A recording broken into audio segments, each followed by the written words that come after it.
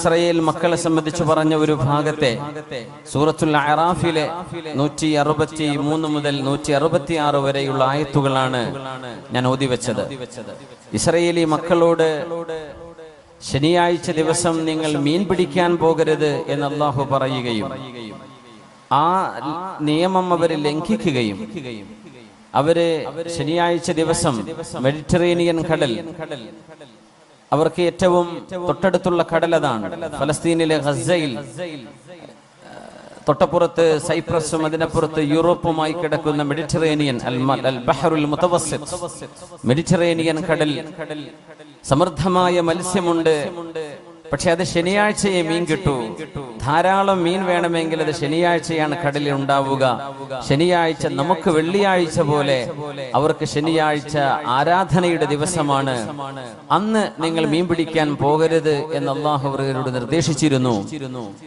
പക്ഷേ അന്ന് തന്നെ ഇഷ്ടം പോലെ മീൻ കിട്ടും. വിശുദ്ധ ഖുർആൻ തന്നെ പറയുന്നുണ്ട്, ഇത് തഅതീഹിം ഹൈതാനുഹും യൗമ സബ്തിഹിം ശുർഅ. ശനിയാഴ്ച ദിവസം ഇഷ്ടം പോലെ മീൻ ഉണ്ടാവും. ശനി കഴിഞ്ഞാൽ അത്ര മീൻ കിട്ടൂല. ആ അത്ര മീനുള്ള ആ ദിവസം പിടിക്കരുത് എന്ന് അല്ലാഹുവിന്റെ റൂൾ, നിയമം. അതങ്ങനെയാണല്ലോ. നമുക്ക് ഹലാലായി ബിസിനസ് ചെയ്യുന്ന ഒരാൾക്ക് ഒരു പക്ഷേ വലിയ കാശൊന്നും ഉണ്ടാക്കാൻ പറ്റിയില്ല എന്ന് വരും. നേരെ മറിച്ച് വല്ല തട്ടിപ്പോ കാര്യം ചെയ്യുന്ന ആളുകൾക്ക് ഇഷ്ടം പോലെ കാശും കിട്ടും. അപ്പൊ അത് നമുക്ക് ചെയ്യാൻ പാടില്ലാത്തതാണ്. വലിയ ടെംപ്റ്റേഷൻ വരും, എന്നാ പിന്നെ ചെയ്തൂടെ എന്ന്. അപ്പൊ അല്ലാഹു തആല ചെയ്യരുത് എന്ന് പറഞ്ഞ ദിവസം അവരെ പടച്ചതമ്പുരാനെ പറ്റിക്കാൻ ഒരു ഐഡിയ ചെയ്തു. അതായത് കടലിൽ നിന്ന് അവർ കനാൽ ഉണ്ടാക്കി. ശനിയാഴ്ച ദിവസം ആ കനാലിന്റെ ബണ്ട് തുറന്നു വെക്കും. അപ്പൊ മത്സ്യം കടലിൽ നിന്ന് ഈ കനാലിലേക്ക് കയറും. ശനിയാഴ്ച മത്സ്യമൊക്കെ കയറി കഴിഞ്ഞാൽ ഒരു വൈകുന്നേരം കനാലങ്ങ് പൂട്ടി വെക്കും. എന്നിട്ട് ഞായറാഴ്ച ചെന്നിട്ട് മീൻ പിടിക്കും. അപ്പൊ ശനിയാഴ്ച പിടിച്ചിട്ടില്ല, മീനിനെ കയറാൻ അനുവദിച്ചിട്ടുള്ളൂ. മീനിനെ ഒരു ഒരു ഒരു ചതുരംഗത്തിലേക്ക് അല്ലെങ്കിൽ ഒരു ഭിത്തിയിലേക്ക്, നമ്മൾ വയലിലൊക്കെ കാണുന്ന പോലെ അടയാളപ്പെടുത്തിയ ബണ്ടുകളിലേക്ക് മത്സ്യത്തെ കടത്താൻ അനുവദിച്ച് പിന്നെ അതിന്റെ ബണ്ട് മൂടുകയാണ്. അവര് മീൻ പിടിച്ചോ? ഇല്ല. അവര് വല വീശിയിട്ടുണ്ടോ? ഇല്ല. അവര് ചൂണ്ടെറിഞ്ഞിട്ടുണ്ടോ? ഇല്ല. പക്ഷെ അവർക്ക് മീൻ കിട്ടുകയും ചെയ്തു. ഇതവർ അല്ലാഹുവിനെ പറ്റിക്കുകയായിരുന്നു. അപ്പൊ പ്രവാചകന്മാർ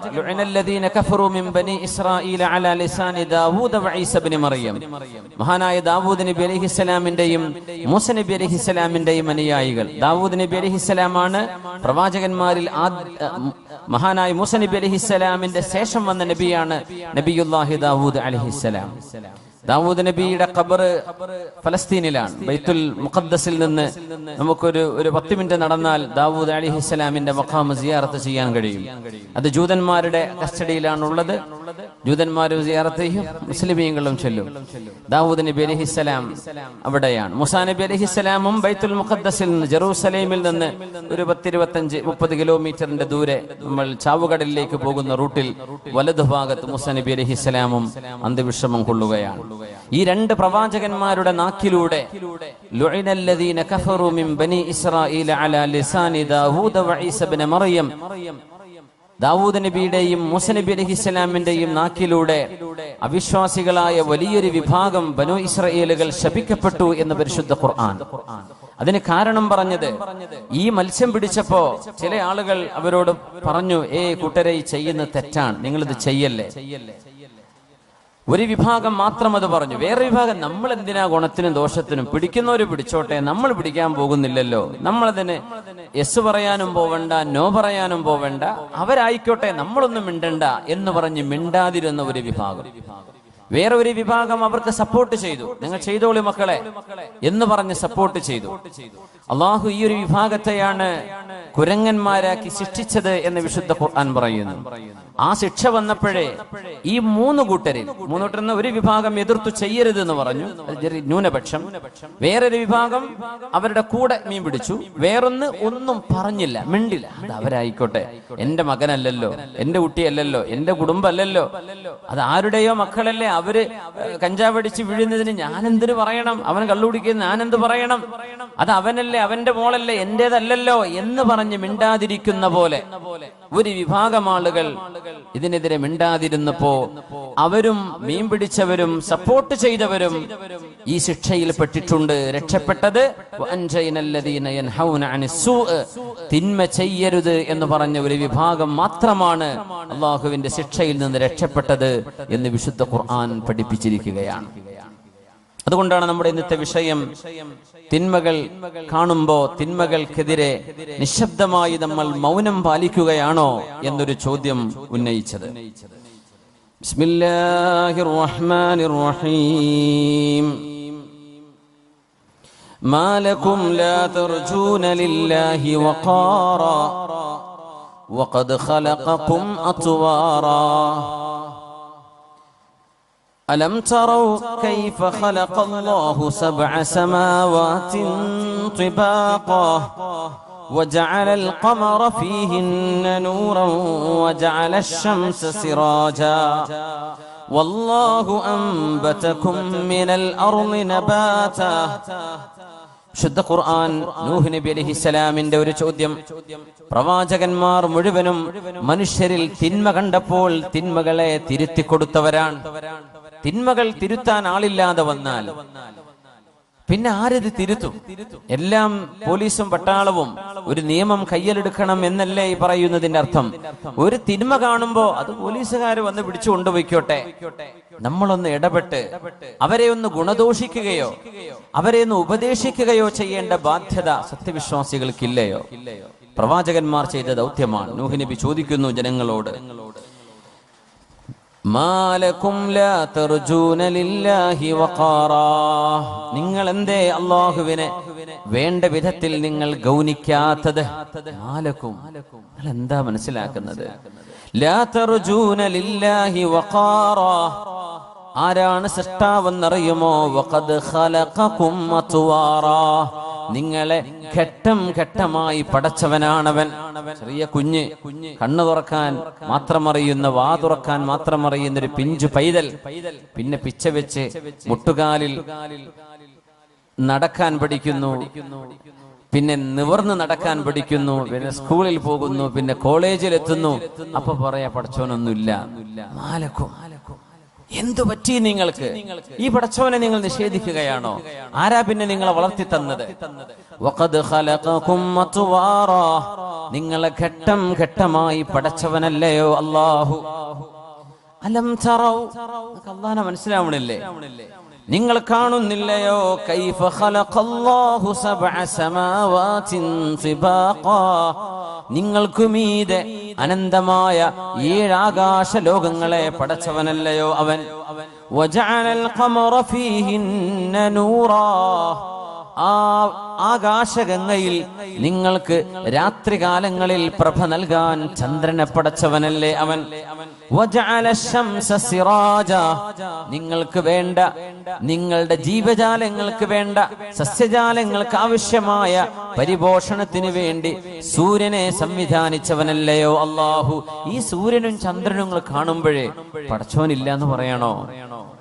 ഇതങ്ങോട്ട് പൊട്ടിത്തെറിച്ചുണ്ടായി, ഇത് ആരുണ്ടാക്കിയതല്ല എന്ന് പറയണോ? അങ്ങനെയെങ്കിൽ 24 മണിക്കൂർ കൃത്യമായ ഈ ക്ലോക്ക് ആരുണ്ടാക്കി?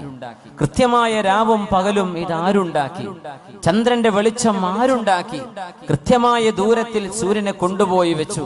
അതൊരൽപ്പം ഭൂമിയോട് അടുത്ത് വന്നിരുന്നെങ്കിൽ നമ്മൾ കത്തിക്കരി അമ്പലായേനെ. കുറച്ച് ദൂരത്തേക്ക് സൂര്യൻ മാറിയിരുന്നെങ്കിൽ ഈ ഭൂമി ഐസായി തണുത്തുറഞ്ഞു മാറിപ്പോയേനെ. ഇതൊക്കെ കൃത്യമായും സംവിധാനിച്ച അല്ലാഹുവിനെ മാലകും ലാ തർജൂന ലില്ലാഹി വഖാറാ, മനുഷ്യ ബുദ്ധികളോട്, മനുഷ്യ ചിന്തകളോട് പ്രവാചകന്മാർ സംവദിച്ചിട്ടുണ്ട്. നിങ്ങൾ എന്തേ അല്ലാഹുവിനെ ഗൗനിക്കാത്തത്? വല്ലാഹു അൻബതകും മിനൽ അർളി നബാതാ, മണ്ണിൽ നിന്ന് ജന്മം തന്നവനാണവൻ. അതുകൊണ്ട് അള്ളാഹുവിനെ സംബന്ധിച്ച് നിങ്ങൾ ബോധ്യപ്പെടുന്നില്ലയോ എന്ന് സ്വന്തം മക്കളോട്, ഭാര്യ, കുടുംബക്കാരോട്, നാട്ടുകാരോട്, സഹജീവികളോട്, കൂടെയുള്ളവരോട്, ചിന്തകന്മാരെന്ന് സ്വയം ഭാവിക്കുന്നവരോട് നമ്മളൊന്ന് യുക്തിബദ്ധമായി സംവദിക്കൽ അനിവാര്യമാണെന്ന് പഠിപ്പിക്കുകയാണ് പരിശുദ്ധ ഖുർആൻ. അബൂബക്കർ സിദ്ദീഖ് റളിയല്ലാഹു തആല അൻഹു പറഞ്ഞു, യാ അയ്യുഹന്നാസ്, അല്ലാഹുവിന്റെ റസൂലിന്റെ പ്രിയപ്പെട്ട കൂട്ടുകാരൻ സിദ്ദീഖുൽ അക്ബർ റളിയല്ലാഹു അൻഹു ജനങ്ങളോട് ഉപദേശിച്ചുകൊണ്ട് പറയുന്ന ഒരു വാക്കുണ്ട്, ജനങ്ങളെ, ഇസ്തഹയൂ മിനല്ലാഹി ഹഖൽ ഹയാ, നിങ്ങൾ അല്ലാഹുവിനോട് നാണിക്കേണ്ട വിധത്തിൽ നിങ്ങൾ നാണിക്കണേ, പടച്ച തമ്പുരാനോട് ലജ്ജിക്കേണ്ട വിധത്തിൽ നിങ്ങൾ ലജ്ജിക്കണേ. ഫവല്ലാഹില്ലദീ ലാ ഇലാഹ ഇല്ലാഹു, പാപങ്ങൾ മറച്ചു പിടിച്ച് ചെയ്യുന്നവർ ഈ വാക്കുകൾ കേൾക്കണം. തെറ്റുകൾ ആരും അറിയില്ലെന്ന് വിചാരിക്കുന്നവർ, മഹാനായ സിദ്ദീഖുൽ അക്ബർ സയ്യിദുസ് സിദ്ദീഖീൻ, അമ്പിയാക്കന്മാര് കഴിഞ്ഞാൽ പിന്നെ സ്വർഗത്തിലേക്ക് ആദ്യം കാലെടുത്ത് വെക്കുന്ന മഹാനാണ് അബൂബക്കർ സിദ്ദീഖ് റളിയല്ലാഹു അൻഹു. അമ്പിയാന്റെ ലിസ്റ്റ് കഴിഞ്ഞാൽ, പ്രവാചകന്മാർ മുഴുവനും സ്വർഗത്തിൽ കടന്നാൽ പിന്നെ കടക്കാനുള്ള നബിയല്ലാത്ത ആദ്യം കടക്കുന്ന മഹാനായ സിദ്ദീഖുൽ അക്ബർ റളിയല്ലാഹു തആല അൻഹുവാണ്. ഹബീബായ നബി തങ്ങളുടെ സിദ്ദീഖീങ്ങളിലെ ഏറ്റവും വലിയ നേതാവ് സിദ്ദീഖ് റളിയല്ലാഹു അൻഹു. അവ്വലു സുംറ, സ്വർഗത്തിൽ ആദ്യം കടക്കുന്ന സംഘത്തിൽ സിദ്ദീഖ് റളിയല്ലാഹു അൻഹു ഉണ്ട്. മഹാൻ പറയുന്നു, ഫവല്ലാഹില്ലദീ ലാ ഇലാഹ ഇല്ലാഹു, അല്ലാഹുവിനെ തന്നെയാണ് സത്യം, ഞാൻ മലമൂത്ര വിസർജനത്തിന് വേണ്ടി പോകുന്നുണ്ട്. ഇന്നി ലഅദ്ഹബു ഇലൽ ഖലാഇ ലിഅഖ്ളി ഹാജതി ഫഅജ്അലു സൗബി അലാ വജ്ഹി ഹയാഅൻ മിനല്ലാഹ്. നോക്കണം, മലമൂത്ര വിസർജനത്തിന് അന്ന് ടോയ്ലറ്റ് ഇല്ല. ഇന്നത്തെ പോലെ ഡോറുള്ള മറയുള്ള ടോയ്ലറ്റുകളില്ല. രാത്രി കാലങ്ങളിലെ അവർക്ക് മലമൂത്ര വിസർജനം ചെയ്യാൻ സ്വസ്ഥമായിട്ടിരിക്കാൻ കഴിയൂ. വെളിയിൽ പോകുന്നു, ഏതെങ്കിലും കുറ്റിക്കാടിന്റെ ഇരുളിന്റെ മറവിൽ ചെന്ന് വിസർജ്യം കഴിഞ്ഞ് തിരിച്ചു പോരുന്നു. സിദ്ദീഖ് ഞങ്ങൾ പറയുന്നു, ഞാൻ മലമൂത്ര വിസർജനത്തിന് വേണ്ടി ഞാൻ ഒറ്റക്കിരിക്കുന്ന നേരത്ത് എന്റെ മുഖം എന്റെ വസ്ത്രം കൊണ്ട് ഞാൻ മറക്കാറുണ്ട്. എന്റെ മുഖം ഞാൻ നാണം കൊണ്ട് മറച്ചു പോകുന്നുണ്ട്.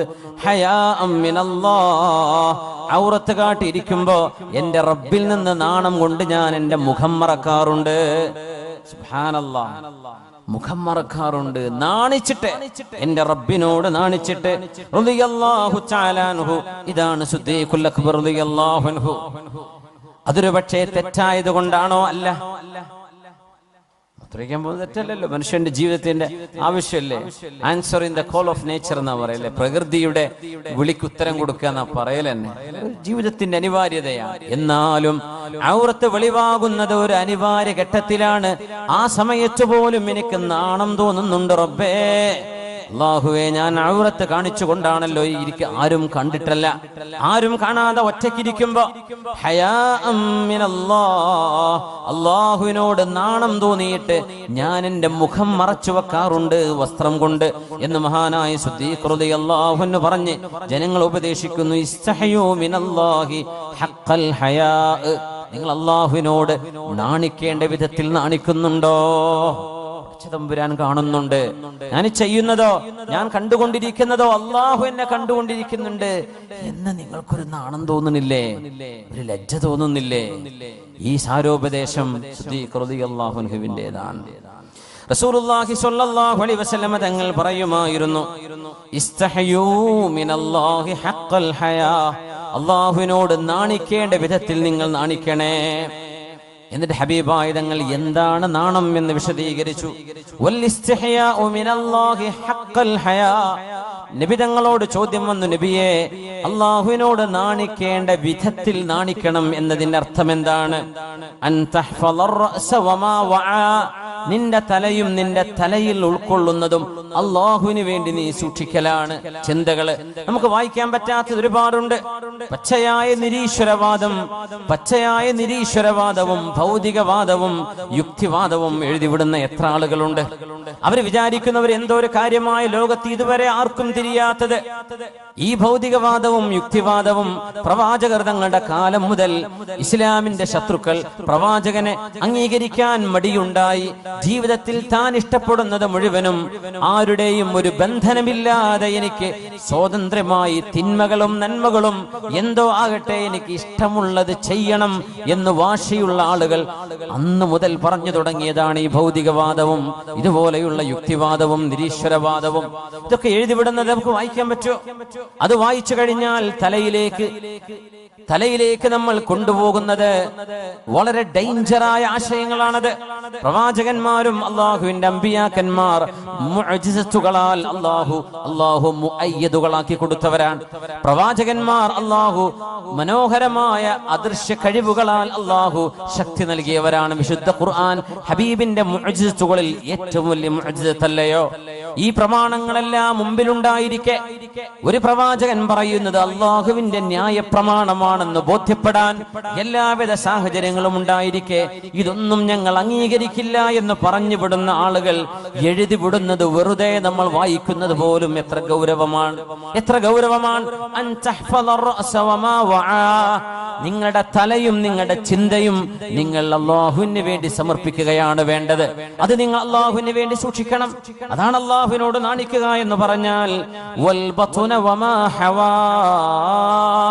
നിങ്ങളുടെ വയറ് നിങ്ങൾ സൂക്ഷിക്കണേ, നിങ്ങളുടെ ജോലി ശ്രദ്ധിക്കണം. ആ വയറിലേക്ക് പോകുന്നത് ഹറാമിന്റെ വരുമാനമാണോ ഹലാലിന്റേതാണോ എന്ന് ഉറപ്പുവരുത്തണം.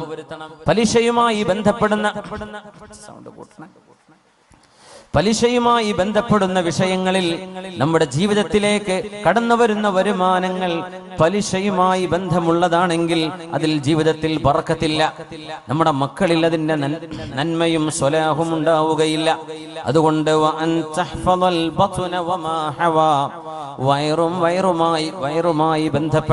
വയറുമായി ബന്ധപ്പെട്ട മുഴുവൻ അതിലേക്ക് പോകുന്നത് നമ്മുടെ വരുമാനം, നമ്മുടെ ഭക്ഷണം, ഇതെല്ലാം സൂക്ഷിക്കലാണ്. ومن تذكر البلاه ترك زينة الحياة الدنيا ومن تذكر البلاه പടച്ചവനെ മരിച്ചുപോയി ഖബറിൽ കിടക്കണല്ലോ എന്ന് ആലോചിക്കുന്ന ഒരാൾ തറക സീനത ദുനിയാ ഐഹികമായ ലോകത്തിന്റെ എല്ലാ പളപളപ്പും ഭൗതിക ജീവിതത്തിന്റെ എല്ലാ ആസ്വാദനങ്ങളും അവർ ഉപേക്ഷിക്കുന്നവരാണെന്ന് പരിശുദ്ധ റസൂൽ സ്വല്ലല്ലാഹു അലൈഹി വസല്ലം. അതുകൊണ്ട് ഉപദേശകനെ കാത്തു നിൽക്കാതെ നമ്മൾ വിശുദ്ധ ഖുർആന്റെ ഉപദേശങ്ങൾ സ്വീകരിക്കുകയും وإذا خلوت بريبة في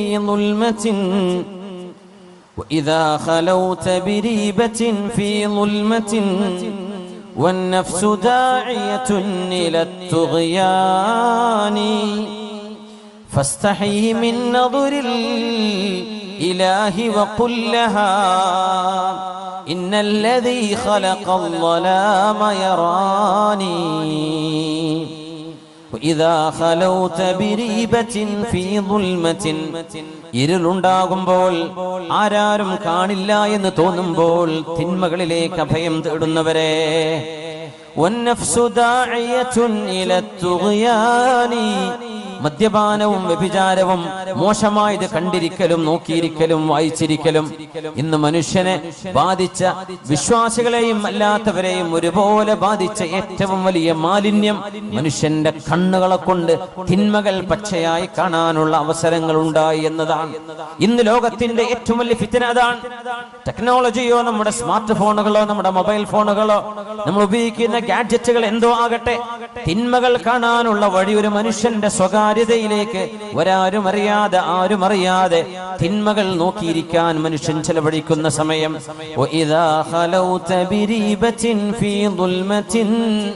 والنفس داعية إلى الطغيان فاستحي من نظر الإله وقل لها إن الذي خلق الظلام يراني. അതുകൊണ്ട് സ്വന്തം ശരീരം പറയും, നോക്കടാ അത് ഓണാക്ക്, അത് വീഡിയോ ഓൺ ചെയ്യ്, തിന്മകളിലേക്ക് നോക്ക് എന്ന് നമ്മളോട് നിരന്തരം നമ്മുടെ മനസ്സ് പറയുമ്പോൾ ഫസ്തഹി മിൻ നദുരിൽ ഇലാഹി വഖുൽ ലഹാ. കാരുണ്യവാൻ കാണുന്നുണ്ട് എന്നോർത്ത് നീ ഒന്ന് നാണിക്കണ്ടയോ? ആരും കാണാത്തിടത്തും അല്ലാഹു നിന്റെ കൂടെയുണ്ട് എന്ന് നിനക്ക് ഓർമ്മ വേണ്ടയോ? ഫസ്തഹി, നീ നാണിക്കണം. മിൻ നദുരിൽ ഇലാഹി, കാരുണ്യവാനായ സൃഷ്ടാവ് നിന്നെ കാണുന്നുണ്ട്. വഖുൽ ലഹാ, നിന്റെ നഫ്സിനോട് പറയ്, ഇന്നല്ലദീ ഖലഖൽ ളലാമ യറാനി, ഇരുട്ട് പടച്ചവൻ, ഇരുട്ടിനെ ഉണ്ടാക്കിയവൻ എന്നെ നോക്കുന്നുണ്ട്.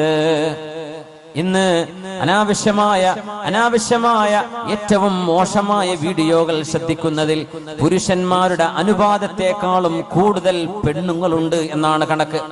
സ്ത്രീജനങ്ങളിൽ വലിയൊരു വിഭാഗം ഇതിന് അഡിക്റ്റുകളാണത്രേ. പുരുഷന്മാർക്ക് അഡിക്ഷൻ വരുന്നുണ്ട്. നിരന്തരമായും തിന്മകളിലേക്ക് നോക്കാനുള്ള ഒരു തരം മയക്കുമരുന്ന് പോലെയുള്ള ഒരു തരം അടിമത്വം സ്ക്രീനുകളിലേക്ക് മനുഷ്യന് വരുന്നുണ്ട് എന്നാണ് ഇന്നത്തെ പഠനം.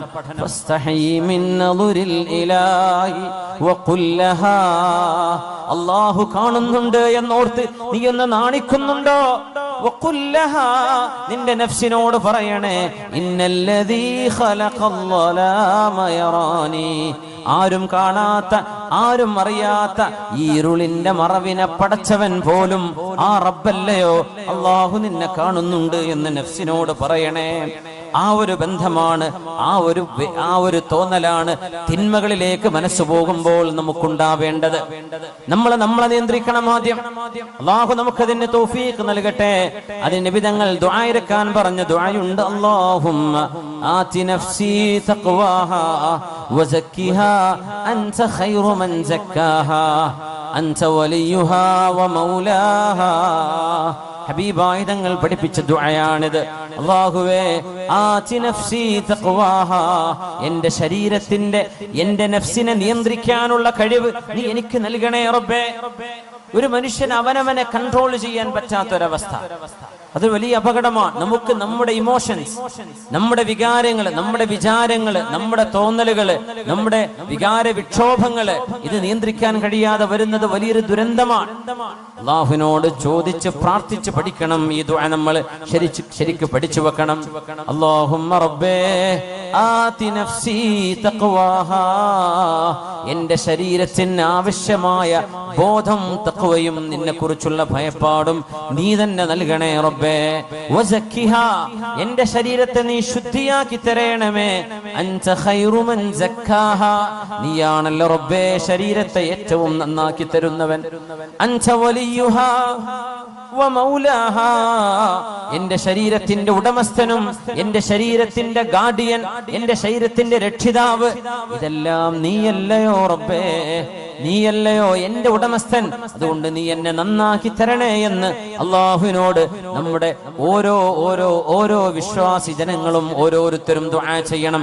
പ്രത്യേകിച്ച് നമ്മുടെ യുവാക്കളും യുവതികളും, ഏറ്റവും പ്രധാനമായി നമ്മുടെ ഉയർന്ന ക്ലാസ്സുകളിൽ പഠിക്കുന്ന വിദ്യാർത്ഥിനികള് ഈ ദുആ പഠിച്ചു വെക്കണം.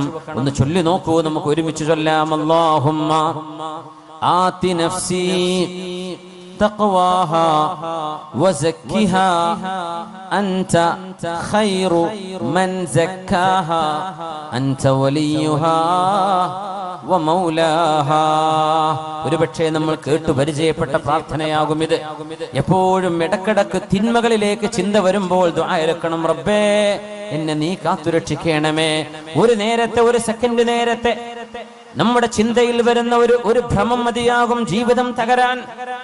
ഒരു സെക്കൻഡ് നേരത്തെ നമ്മുടെ ശരീരത്തിന് തോന്നുന്ന ശഹ്വത്ത്, വൈകാരികമായ ഒരു ചിന്ത, ചുറ്റുപാടുകളെ സംബന്ധിച്ച് ബോധമില്ലാതെ, ശറഅനെ കുറിച്ച് ബോധമില്ലാതെ, അല്ലാഹുവിനെ കുറിച്ചും ഹബീബിനെ കുറിച്ചും ബോധമില്ലാതെ നമ്മൾ എടുക്കുന്ന ഒരു എടുത്തുചാട്ടമോ ഒരു വിവരക്കേടോ ജീവിതം മുഴുവൻ തകരാൻ അത് മതിയാകും.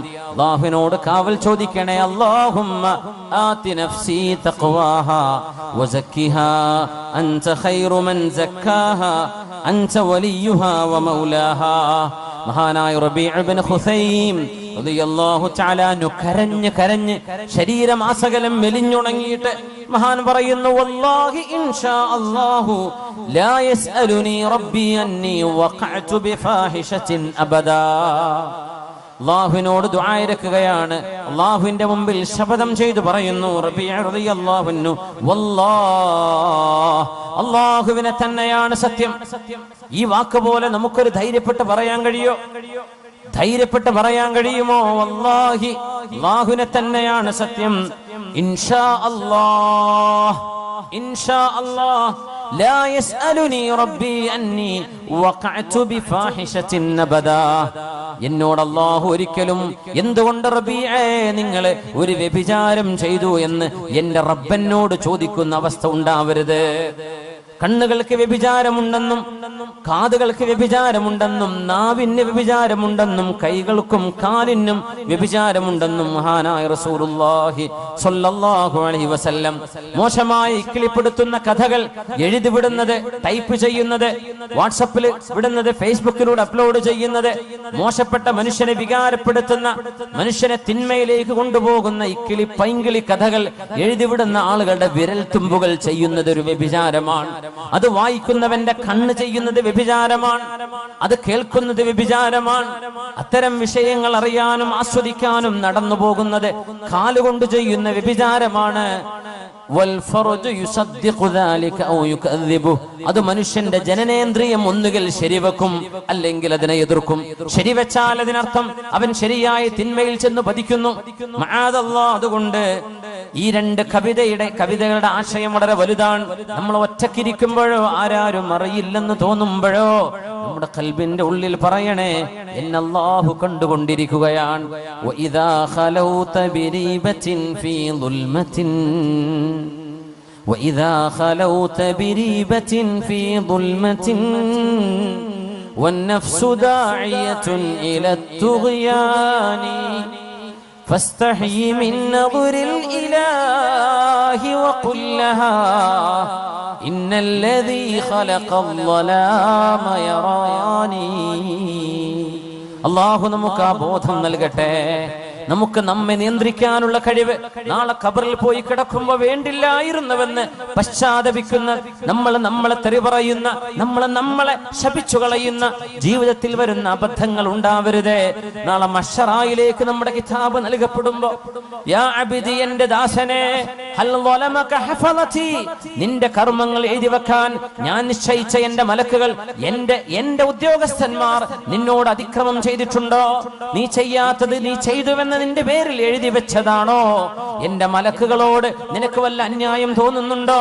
നീ ചെയ്യാത്തത് അവർ ചെയ്തു എന്ന് പറയുകയും നീ ചെയ്ത നന്മകളെ അവർ എഴുതാതിരിക്കുകയും ചെയ്തിട്ടുണ്ടോ എന്ന് അല്ലാഹു ചോദിക്കുന്ന നേരത്ത്, യാ വൈലതാ യാ ലൈതനീ ലം അത്തഖിദ് ഫുലാനൻ ഖലീലാ എന്ന് നാശമേ, എന്റെ നാശമേ എന്ന് വിളിച്ചു പറയുന്നൊരു ഗതികേട് അല്ലാഹു നമ്മൾ ആർക്കും വരുത്താതെ റബ്ബ് തആല അല്ലാഹു നമ്മെ കാത്തുരക്ഷിക്കട്ടെ. ഇമാമുനാ ബുഖാരി റഹ്മത്തുള്ളാഹി അലൈഹി സ്വഹീഹ് എഴുതി വെച്ച മഹാനവറുകൾ പറഞ്ഞു, വല്ലാഹി മാ കദബ്തു കദിബതൻ, ഞാൻ എന്റെ ജീവിതത്തിൽ ഒരു നുണ പോലും പറഞ്ഞിട്ടില്ല. വലഖതബ്തു മുസ്ലിമ, ഒരു മുസ്ലിമിനെ പോലും ഞാൻ ഗീബത്ത് പറഞ്ഞിട്ടില്ല. മുൻദു അലിംതു അന്നൽ ഗീബത തസ്രി ബി അഹ്ലിഹാ, ഗീബത്ത് പറഞ്ഞാൽ അത് പറയുന്ന ആളുടെ രസമാണ്. കൂടെയുള്ള ആളുകൾ ചിരിച്ചിന്ന് വരും, കൈയടിച്ചിന്ന് വരും, തക്ബീർ ചൊല്ലിന്ന് വരും. പക്ഷേ ഒരു ഗീബത്ത് പറഞ്ഞാൽ അത് പറയുന്നവന്റെ അമലുകൾ പൊളിച്ചു കളയുന്നതാണ് എന്ന് ബോധ്യപ്പെട്ടതിന്റെ ശേഷം കളവ് പറഞ്ഞാൽ ആ കളവ് പറയുന്ന ആളിന് അല്ലാഹുവിന്റെ കോപമുണ്ടാകുമെന്ന് ഞാൻ മനസ്സിലാക്കിയ കൊച്ചുനാള് മുതൽ എന്റെ ജീവിതത്തിൽ ഞാൻ കളവ് പറഞ്ഞിട്ടില്ലെന്നും ഒരാളെയും ഞാൻ മോശമായി പറഞ്ഞിട്ടില്ലെന്നും ഇമാമുനാ ബുഖാരി മുഹമ്മദ് ബിൻ ഇസ്മാഈലുൽ ബുഖാരി റഹ്മത്തുള്ളാഹി അലൈഹി. ഇന്നത്തെ ഉസ്ബെക്കിസ്ഥാനിൽ അന്തവിഷമം കൊള്ളുന്ന മഹാൻ, ഉസ്ബെക്കിസ്ഥാന്റെ തലസ്ഥാന നഗരിയായ ടാഷ്കന്റിൽ നിന്ന് ഒരു 300 കിലോമീറ്റർ അകലെ സമർഖന്ദിൽ മഹാനായ ഇമാം ബുഖാരി തങ്ങളുടെ മഖാമുണ്ട്. അവിടെ സിയാറത്ത് ചെയ്യാൻ കഴിയും. ഇമാമുനാ ബുഖാരി ലോകം ഹദീസിന്റെ വെളിച്ചം കൊണ്ട് ലോകത്തെ പ്രഭയാക്കി തന്ന അൽ മുഹദ്ദിസുർ റബ്ബാനി വൽ ആലിമു സുബ്ഹാനി മഹാനായ മുഹമ്മദ് ഇബ്നു ഇസ്മാഈൽ ബുഖാരി റഹ്മത്തുള്ളാഹി അലൈഹി മാ കദബതു കിദ്ബതൻ, ഒരു നുണ പോലും ഞാൻ ജീവിതത്തിൽ പറഞ്ഞിട്ടില്ല. നുണ മോശമാണെന്നും അത് തെറ്റാണെന്നും ഞാൻ മനസ്സിലാക്കിയ നാളു മുതൽ ഞാനൊരു നുണയും പറഞ്ഞിട്ടില്ല എന്ന് പറയണമെങ്കിൽ ഇതൊരു ധൈര്യമാണ്. നമുക്കത് പറയാൻ കഴിയോ? വലഖതബതു മുസ്ലിമൻ, ഒരു മുസ്ലിമായ മനുഷ്യനെയും ഞാൻ ഗീബത്തും പറഞ്ഞില്ല. ഇത് പറയാനുള്ള ഒരു കരുത്ത്, ഒരു തരത്തിലുള്ള ധൈര്യം മഹാനായ ഇമാമുന ബുഖാരി റഹ്മത്തുള്ളാഹി അലൈഹി. അതുകൊണ്ട് മുഅ്മിനേ, നമ്മൾ ഇന്ന് ചർച്ച ചെയ്യുന്ന വിഷയം തിന്മകൾ കാണുമ്പോൾ ആ തിന്മകൾ തിന്മയാണെന്ന് വിളിച്ചു പറയാനും തിന്മകളെ തിരുത്താനും തിന്മകൾ നടക്കാതെ ഈ രാജ്യത്തെ, നമ്മുടെ നാടിനെ, മനുഷ്യ സമൂഹത്തെ മൃഗങ്ങളുടെ സ്വഭാവങ്ങളിൽ നിന്ന് മനുഷ്യത്വത്തിലേക്ക് തിരിച്ചു കൊണ്ടുവരാൻ ചെറിയവർക്കും വലിയവർക്കും ആണുങ്ങൾക്കും പെണ്ണുങ്ങൾക്കും അവർക്ക് ഇടപെടേണ്ട അനിവാര്യതയുണ്ട്. പ്രത്യേകിച്ച് ഇന്ന് അവനവന്റെ ചിന്തകളും ആശയങ്ങളും ഒരാളെയും വേദനിപ്പിക്കാതെ എന്നാൽ തെറ്റുകൾക്ക് തിരുത്ത് ലോകത്തിന് പറഞ്ഞു കൊടുക്കാനുള്ള മീഡിയ സംവിധാനങ്ങൾ ഓരോരുത്തരുടെയും കയ്യിലുണ്ടായിരുന്നിട്ട് എന്തുകൊണ്ടൊരു തിരുത്ത് നമ്മൾ കൊടുത്തില്ല എന്ന് അള്ളാഹു ചോദിച്ചാൽ ഞാൻ പറഞ്ഞാൽ അത് ആര് കേൾക്കാനാണ് എന്ന ഒരു മറുപടി 21ാം നൂറ്റാണ്ടുകാർക്ക് പറയാൻ കഴിയില്ല. ഈ ഫേസ്ബുക്കും വാട്സപ്പും ഉള്ള കാലത്ത് തിന്മകളെ തിന്മകളായിട്ട് തന്നെ അതിനെ മനസ്സിലാക്കുകയും അത് തിരുത്താനുള്ള ആഹ്വാനം നടത്തുകയും ചെയ്യേണ്ട അനിവാര്യത ഹബീബായ നബി തങ്ങൾ പറഞ്ഞു. മുൻ സമുദായങ്ങൾ നശിപ്പിക്കപ്പെട്ടു പോയവരുണ്ട്. എത്രയോ ആളുകൾ നമ്മൾ പെട്രയെ കുറിച്ച് പറയും. ജോർഡാനിന്റെ ഭാഗമാണ് പെട്ര. ജോർഡാനിന്റെ ഈസ്റ്റിലേക്ക്, നോർത്ത് ഈസ്റ്റിലേക്ക്, സൗദി അറേബ്യയുടെ നോർത്ത് വെസ്റ്റിലേക്ക് മദായിൻ സാലിഹ്, അതിനിപ്പുറത്ത് പെട്ര, ആ പ്രദേശങ്ങൾ സമൂദ് ഗോത്രക്കാർ സ്വാലിഹ് നബി അലൈഹിസ്സലാമിന്റെ ആളുകൾ ജീവിച്ചു പോയ സ്ഥലം ഇന്ന് ടൂറിസ്റ്റ് കേന്ദ്രങ്ങളാണ്. അത് ടൂറിസത്തിന്റെ സ്ഥലങ്ങളല്ല എന്നാ ഖുർആൻ പറയാം. അത് അദാബിന്റെ സ്ഥലങ്ങളാണ്. നിങ്ങൾ അതിലൂടെ കടന്നു പോകുമ്പോ ബുക്കിലേക്ക് പോകുമ്പോ പറഞ്ഞു കൊടുത്തിട്ടുണ്ട് സല്ലല്ലാഹു അലൈഹി വസല്ലം. ആ മലകൾ വലിയ വലിയ പർവ്വതങ്ങളാണ് അവര് വീടുകളാക്കി കൊത്തിയെടുത്തത്. ഇന്നൊന്ന് വെറുതെ നെറ്റിലൊന്ന് പെട്ര എന്ന് അടിച്ചു നോക്കിയാൽ കാണാൻ പറ്റും. സമൂദുകാർ യൻഹിതൂന മിനൽ ജിബാലി ബുയൂത, അവര് പർവ്വതങ്ങളെ തുരന്ന് വീടുണ്ടാക്കിയവരാണ് എന്ന് ഖുർആൻ പറഞ്ഞതിന് ശരിക്കും കാണണമെങ്കിൽ ഒരു ഗൂഗിൾ ഇമേജസിൽ പർവ്വതങ്ങളെ വീടുകളാക്കി മാറ്റിയ ഇന്നും അവിടെ നിലനിൽക്കുന്ന ആരെങ്കിലും പിന്നെ അവിടെ പോയി പാർത്തോ? ആരും പാർത്തില്ല. എന്തേ? ആ സമുദായം നശിപ്പിക്കപ്പെട്ടു പോയവരാണ്. പിന്നെ ആരും അവിടെ അനന്തരെടുത്തിട്ടില്ല. വാപ്പാന്റെ വീട് വലിയ വലിയ മാമലകളാണ്, വലിയ ജനലും വാതിലുമുള്ള വലിയ വീടുകളായി കോട്ടകളാക്കി ഇവർ പണിതത്. ആരെങ്കിലും പാർത്തോ? ഇല്ല. അല്ലാഹു നശിപ്പിച്ചു. ഇറ്റലിയുടെ ഭാഗമായ ഒരു സ്ഥലമുണ്ട്, പ്യൂംപി എന്ന് പറയുന്ന സ്ഥലം. പ്യൂംപി വ്യഭിചാരം പച്ചയായി തെരുവുകളിൽ വ്യഭിചാരം നടത്തിയ ആളുകളാണ്. ആ വ്യഭിചാരത്തിൽ പ്രത്യേകത എല്ലാ അങ്ങാടികളുടെ ചുമരുകളിലും പുരുഷനും സ്ത്രീയുടെയും നഗ്നമായ രൂപങ്ങളും ചിത്രങ്ങളും പച്ചയായി എഴുതി വെച്ചിരുന്ന ചിത്രപ്പണിയെടുത്തിരുന്ന പ്യൂംപി എന്ന് പറയുന്ന നാട്ടുകാർ ഇറ്റലിക്കാരാണ്. ആ നഗരം അള്ളാഹു നശിപ്പിച്ചത്. ഇന്ന് അവിടെ ചരിത്രാവശേഷിപ്പുകളുണ്ട്. എന്താ? ആ പ്യൂംപിയിലേക്ക് കടക്കുമ്പോ ചെറിയ മക്കളെ, അതൊരു മ്യൂസിയം സിറ്റിയാണിന്ന്.